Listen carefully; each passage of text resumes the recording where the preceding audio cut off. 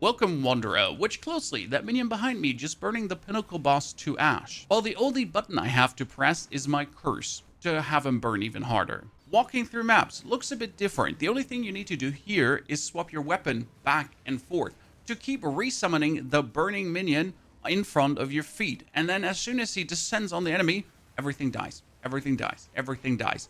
And if you put him on top of an abyssal fissure while the enemies are pulling out, yeah, they just die before they can even do a single thing. Who is that burning gentleman and why is he so efficient? His name is the Bogfelled Commoner.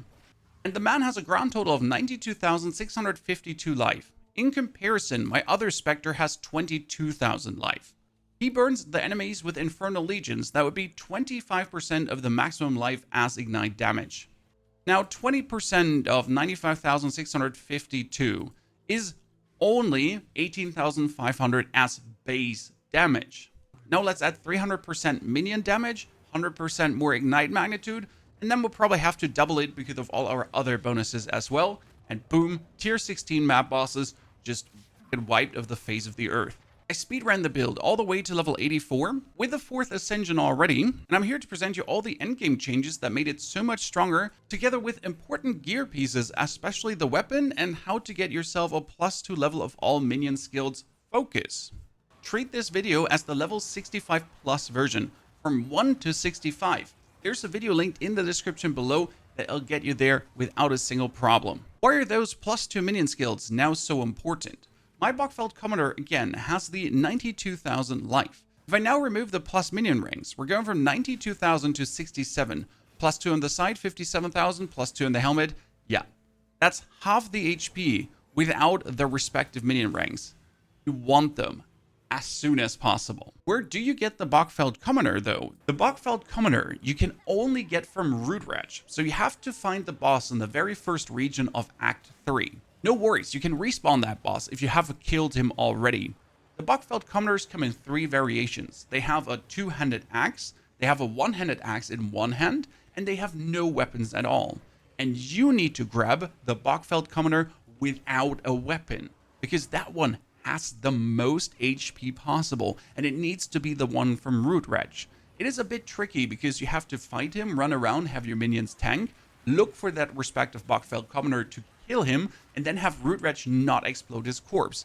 But as soon as you see him, press your Capture Spectre button, and we're ready to go for the weapon swap madness. Why do we take the Bogfelled Commoner over other dudes? He has an insane amount of HP, very easy, he's tiny, and he only cost me 50 spirit. So I can use other skills together with him, like the Cleric, like the Storm Mage, Convalescence, and the Blasphemy, without needing to have a very high spirit scepter or even spirit on my chest, on my amulet, anywhere. I get away with only having 226 spirit. I don't need 350, 300, 400.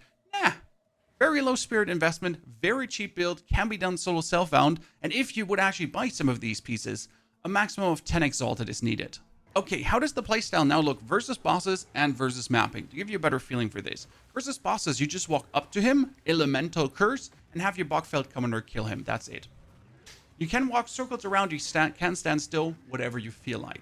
While you're mapping, you're running forward, walking forward. The temporal chains make all of them slower.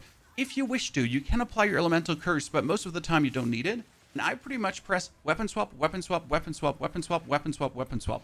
The reason for doing that is that your Bogfelled Commoner will always have a maximum HP, and he will always be summoned at the point where you're at. So you pretty much just walk into enemies, they get slowed, bomb commoner, bomb commoner, bomb commoner, and he burns everything. Abyssal fissures, just put him on top of it, and everything dies. It is so good. Supports to make that happen are the Infernal Legion, 3, then Searing Flame, and yes, it works, we tried it, plus the Magnified Area, that he burns more enemies around him, because he only has 2 meters here, and another 45% on top, and then Feeding Frenzy. Feeding Frenzy will have your minion do 30% more damage, but also take 15% more, which means that the Infernal Legion is burning harder than ever.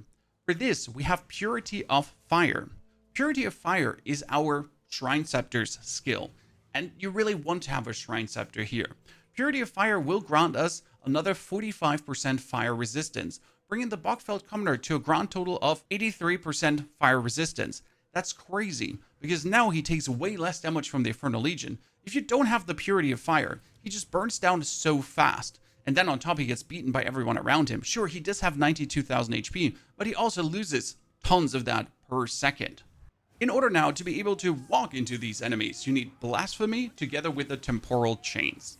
Blasphemy is a spirit skill where you can socket curses into, and the Temporal Chains will slow the enemies around us tremendously. For this, you'll need another 60 spirit per socketed curse, and if you quality it up, it's a 10% increased preservation efficiency. Quite useful. Then, with Ritualistic Curse, we increase the area of effect, and with Slow Potency, we slow more than ever. Your second source of defense is Convalescence. Convalescence is quite useful as we have only 1 HP and 9,000 energy shield at this current point because we're playing Case Inoculation. What Convalescence does is it instantly starts energy shield recharge and it can't be interrupted. That means even if you're standing inside the fissure, delirium, wherever, and everyone hits you at the very moment, Convalescence is on, you kind of start recharging energy shield against the hits they're doing to you, and your energy shield recharge is kind of fighting their damage. Extremely useful to stay alive, especially if you have 2 charges on it. And for this, we're using Prolonged Duration to increase the duration of the buff, then Cooldown Recovery, that it comes back faster, and Second Wind 3. It would actually heal us as it's going on, not really needed. Second Wind 2 does the same. Hey, but while you're leveling and don't have Case Inoculation that yet, Second Wind 3 is quite useful. This will give us twice as many cooldown uses, ergo another one on top. And lastly, we have Rapid Casting that you're not stuck casting Convalescence. You just want to cast it really quick. Why are we having now the Storm Mage and the Cleric? The Cleric in between heals our Bogfelled Commoner, that he doesn't drain himself that quick, can be very useful for boss fights. For normal mapping, it's not really that much needed. He has Meat Shield and Last Gaps, so that if he dies, he's on a 4-second timer, where I can still swap my minions around to get my Bogfelled Commoner the full HP again. Now, the Storm Mage is quite useful though, because he applies shock to the enemy. That would be another 20% more damage multiplicative to all the crazy damage we're dealing anyways. With Overcharge and Shock, he does actually a 30% shock instead of 20. Then we get Last Gasp for him to survive 2, and the Rapid Casting with a 20% increased attack speed, because we want the shock as quick and as often as possible. Now the last component are your second Spectres and your Curse, because as you're swapping weapons, you need to swap the weapons to something. And that where It Who Guards comes in. He's a monster you can find during breaches on maps, and shoots out spines that freeze enemies. It's this dude. It Who Guards gets Feeding Frenzy together with Wild Shards and Rapid Attacks to cast faster. However, we're pretty much just swapping into him. We're not really having him often up.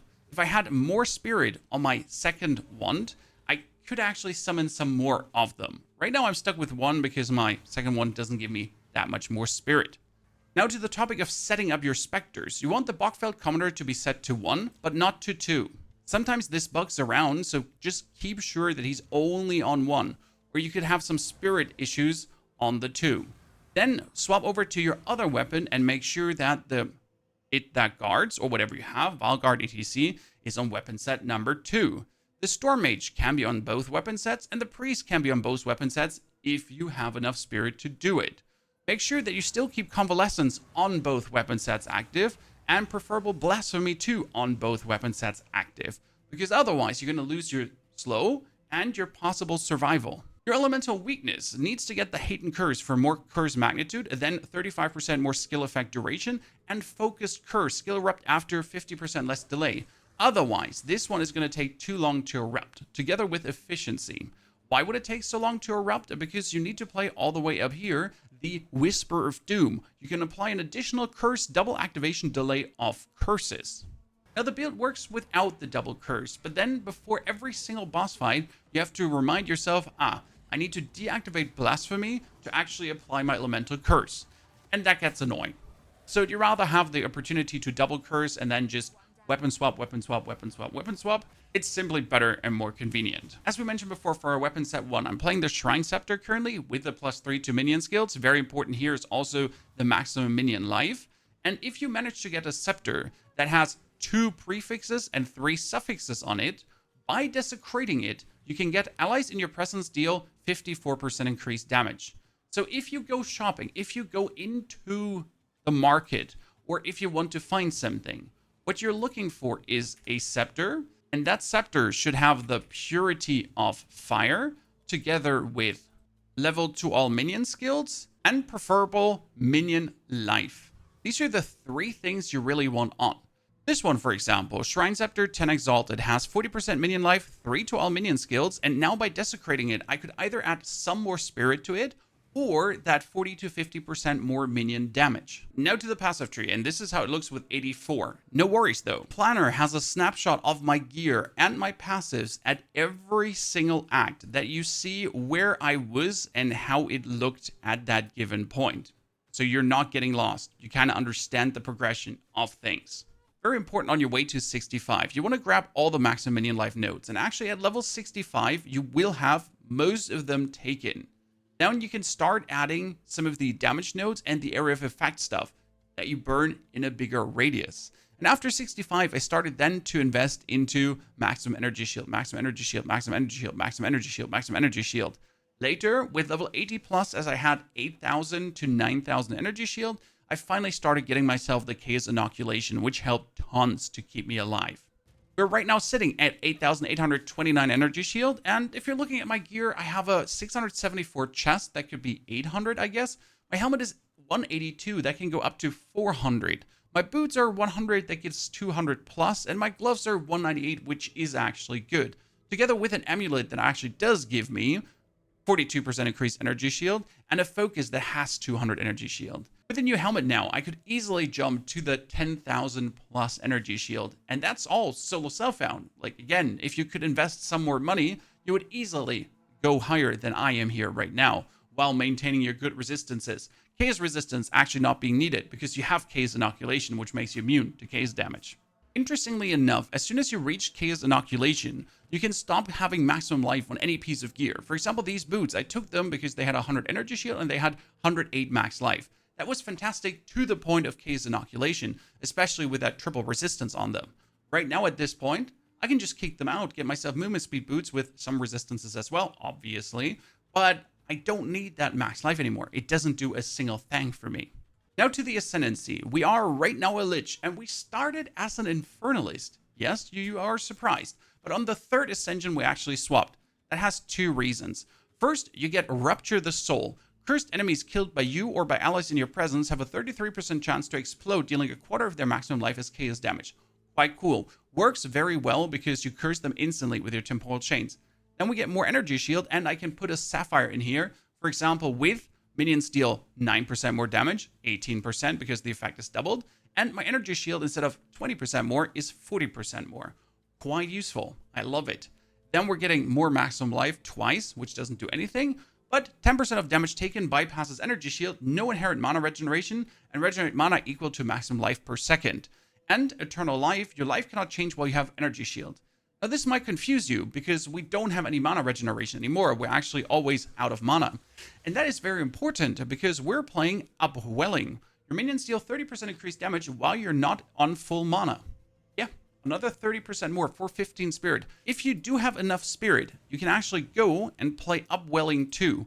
That costs a grand total of 30 spirit and gives you 50% more damage. Just make sure that you're not full mana, which you're always because you're Lich and you're not actually regenerating any more mana.